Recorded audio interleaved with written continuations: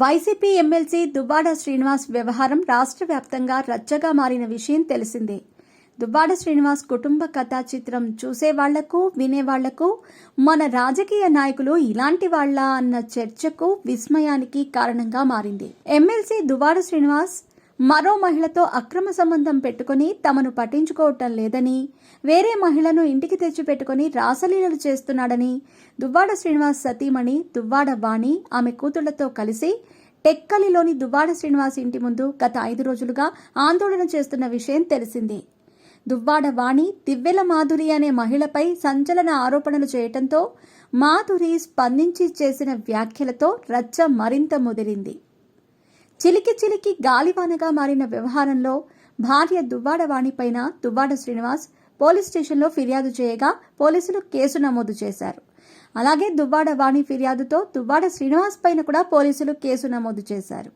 ఇదిలా జరుగుతూ ఉండగానే దువ్వాడ వాణి చేసిన వ్యాఖ్యలతో తీవ్ర మనస్తాపానికి గురైన మాధురి టెక్కలి నుంచి పలాసకు ప్రయాణం చేస్తున్న కారు ప్రమాదానికి గురైంది.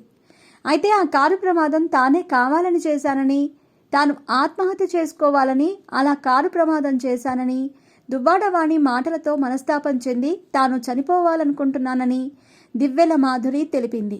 దువ్వాడ వాణి చేసిన వ్యాఖ్యలతో సోషల్ మీడియాలో తనను, తన పిల్లలను ట్రోల్ చేస్తున్నారని దివ్వెల మాధురి పేర్కొంది. దీంతో మాధురి పైన కూడా కేసు నమోదైంది. అంతకుముందు తాను దువ్వాడ శ్రీనివాస్ కలిసే ఉంటున్నామని, కలిసే గుళ్ళు తిరుగుతున్నామని, దువ్వాడ శ్రీనివాస్ తనకు ఒక friend, philosopher, guide, care taker అంటూ మాధురి వ్యాఖ్యలు చేశారు. ఇక ఈ ఎపిసోడ్ కొనసాగుతూ ఉండగానే తాజాగా దివ్వెల మాధురి కోసం దువ్వాడ శ్రీనివాస్ ఒక అధికారిని బెదిరించిన ఆడియో సోషల్ మీడియాలో ప్రస్తుతం హల్చల్ చేస్తోంది. పెట్రోల్ రీఫైనరీ సంస్థ అధికారిని దివ్వెల మాధురి పెట్రోల్ బంక్ పునరుద్ధరణ కోసం ఎమ్మెల్సీ దువ్వాడ శ్రీనివాస్ బెదిరించిన తీరు ప్రస్తుతం సోషల్ మీడియాలో వైరల్ అవుతోంది.